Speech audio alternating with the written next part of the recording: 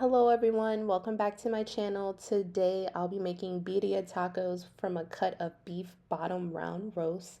I let this cook in my crock pot for about 8 hours, and so yeah, come with me today as I show you guys how I made this meal. So for starters, you're gonna need a cut of beef bottom round roast. This is how mine looked. It was about 26 bucks. And I've already cleaned it in some water and vinegar. And now I'm just getting my seasonings ready because I am going to brown it on the stove first before I put it in the crock pot. So I'm just starting off with some chili powder, some Himalayan salt, some thyme, a little bit of flour to make it crispy, some pepper, some paprika, and a little bit of red pepper flakes. Now, I just had it sitting in the crock pot just to put it to the side, but I did go ahead and add it to a pan of some oil, just a little bit of oil, and I'm gonna let it brown on all four sides. And if you can see on the roast, I went ahead and put some incision marks in there, just a few, like a few little slices, cuts, and that's gonna help me put like a couple of spoonfuls of seasonings in those little pockets. So yeah, that's what I did those little incision marks for.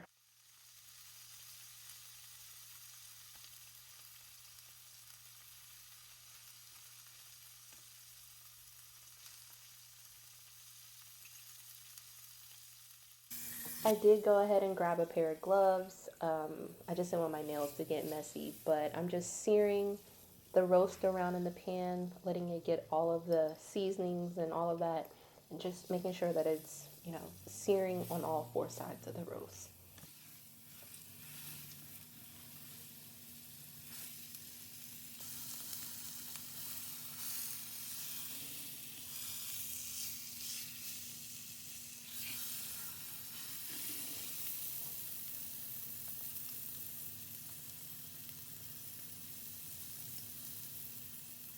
So after about searing this roast on all sides, it's got a nice crisp crunch to it. I'm gonna remove it from the pan and then I'm gonna add it to my crock pot. The last little remnants of that seasoning mix that's in the pan, I just added a cup of water to that. And then I'm gonna add one little cube of a vegan chicken bouillon cube to that. And I'm gonna add that to the crock pot. And then at this point, I had let my meat sit in the crock pot for about 4.5 hours. I did go and put bigger incision marks into the roast so it can cook thoroughly. And about every 30 minutes, that broth that was at the bottom of the crock pot, I just went ahead and took a scoop like that and just poured it over and made sure it got into all of the crevices of the meat. So now I'm going to remove the meat from the crock pot. I'm actually going to pour out all of that sauce because this roast was really bloody to me. It had a lot going on. I don't want to be slurping up and eating that mix. So I poured it out. I poured another cup of water into the crock pot, another vegan bouillon cube. So while that water and bouillon cube is, starting to heat up, I'm going to go ahead and start shredding my roast with my knife, and I eventually did go ahead and use a fork, but this is how it came out. I went ahead and cut out the fat. I don't really want the fat in this meal, so I'm going to throw it out, but that's how my shredded beef looks. I did go ahead and taste a piece of the meat, of course, and it's tender, but it's not seasoned, and that's fine because we're going to go ahead and season it later on.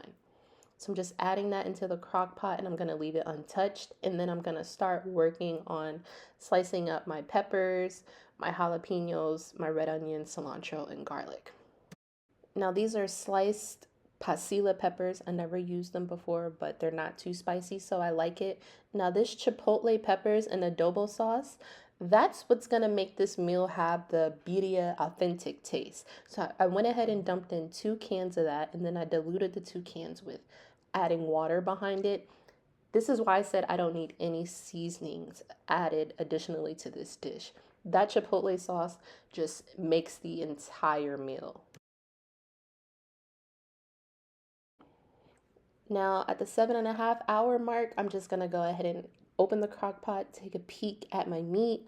The only thing I'm gonna add to this is a few sprinkles of cinnamon and a little slice of butter, enough a slice that you would probably put on a pancake. The cinnamon, here's the trick for that. It balances out the heat from the chipotle peppers.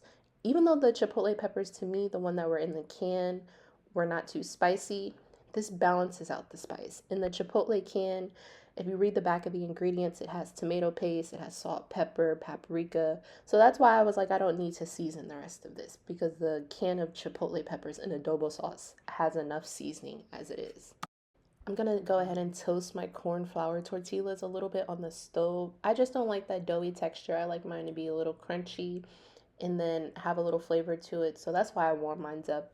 And I'm opening up a can of corn. I'm not even gonna warm it up on the stove. I'm just gonna put it right into my little Martha Stewart container.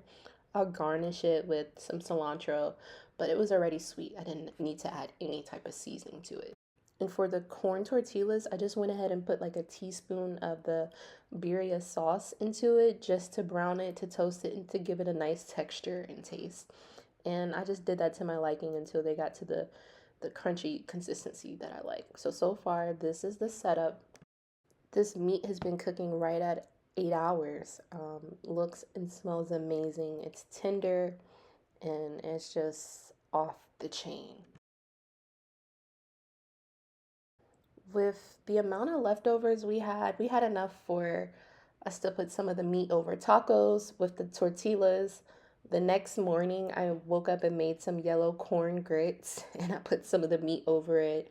My boyfriend took some to lunch, and then we had the rest for the next night for dinner. So it's definitely fulfilling, and you can make a whole bunch of other meals with it. And so now I'm just going in and I'm plating our tacos. When I'm putting the meat on the corn tortillas, I'm trying not to put too much sauce on it because I don't want them to like break and be soggy or anything.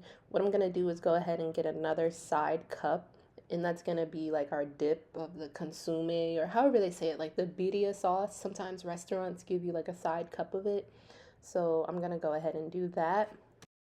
And then same thing with the nachos. I'm gonna try not to put as much juice on it. I'm gonna try to, drain the meat a little bit when I'm plating it on top of the nachos, because when you're plating these nachos and the tacos, you probably got like a 15 to 20 minute work time before they get soggy, and nobody likes soggy nachos or flour corn tortillas. So when I'm plating this, I'm gonna try to not put as much juice on it because we're gonna have that side cup of the juice. And this is the finished product. It was amazing. I was super nervous about trying that cut of beef bottom round roast because I've never had it.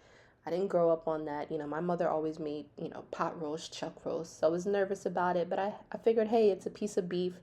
If you cook it long enough all day, let it marinate, and shred it well, it should all taste the same. And I would definitely use this cut of beef if I had to again.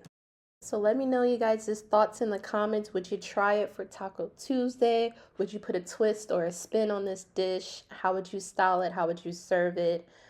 It's definitely phenomenal. And like I said, you're definitely going to have leftovers for at least a day or two. So if you like the content, hit the like and subscribe button.